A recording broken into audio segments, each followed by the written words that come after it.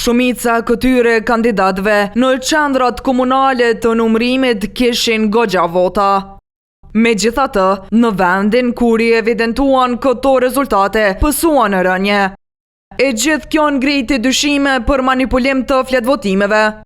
Qyteti që prin me shifrat më të larta të mos përputhjeve në numrin e votave është Prizreni.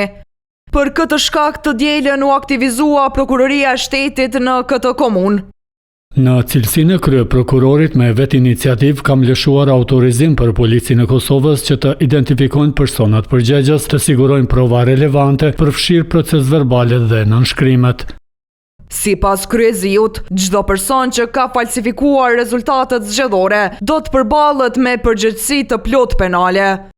Nga Instituti Klard, thonë se krejt kjo barë mbi zyrtarët e Komisionit Qendror të Zgjedhjeve.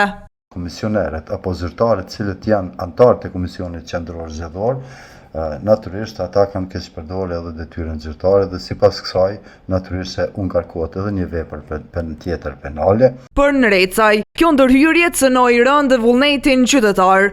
Kur ky manipulim ka pasojë të rënda për shkak se e cënon integritetin e procesit të zgjedhjeve dhe të votimit dhe si vepër penale është e dënueshme me burgim prej 3 deri në 5 vite. Shtafetën për më së shumti vota minus deri në orën 17 të së dielës mban Feta Paqarizi nga Partia Demokratike e Kosovës me 5.945 sosh.